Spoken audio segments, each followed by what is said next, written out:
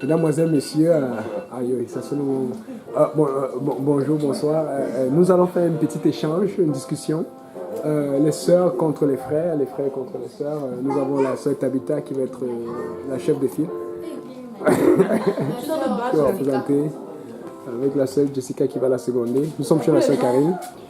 Chez nous, on a le frère Stéphane qui va être le chef de file, avec le frère Apo qui va le seconder. Moi, je vais essayer justement d'être impartial et de gérer. Nous avons des questions. Il y a beaucoup d'interventions qui vont être faites sur la sanctification. Les sœurs vont parler, elles vont donner leur avis. Les frères vont parler, vont donner leur avis.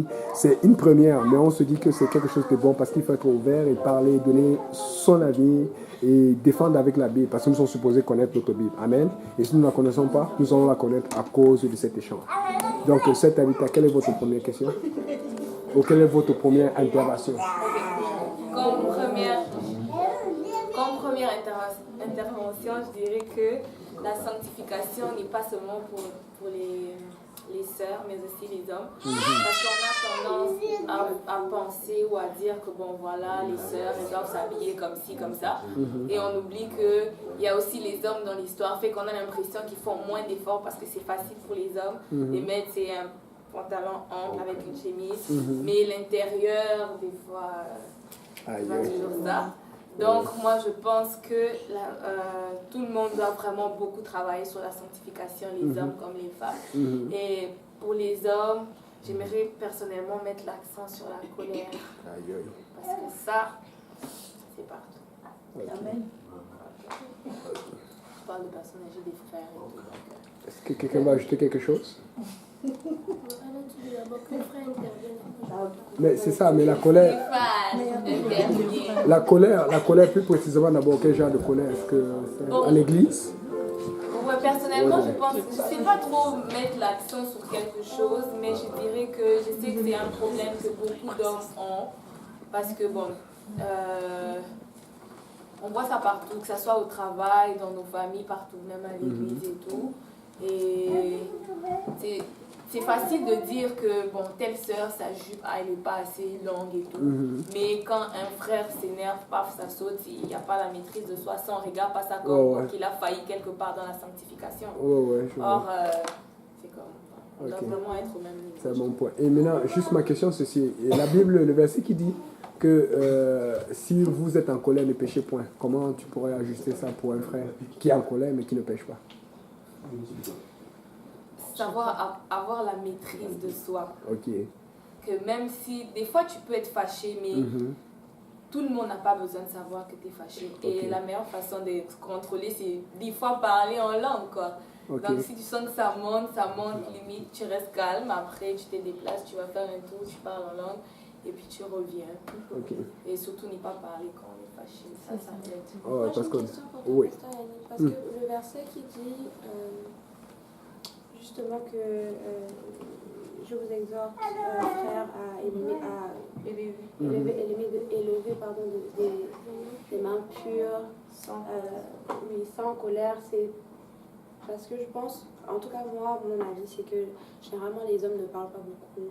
Si un homme est fâché, et je le parle parce que j'ai des frères, etc., ça va plus être à l'intérieur.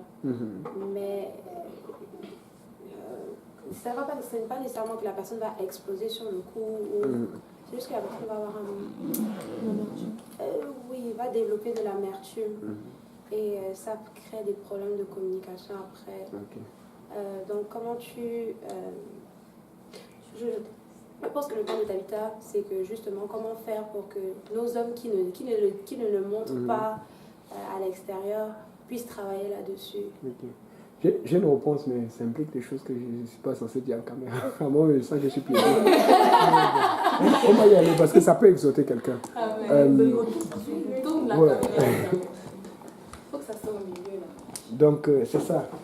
Aïe, ça c'est mieux. Je pense que je suis piégé. Ok. Une des options, comme Tabitha a dit, la sœur Tabitha, c'est de parler en langue. Ça marche. Parce que moi, c'est arrivé des fois là, tu arrives, quelqu'un te fait quelque chose. Rababo,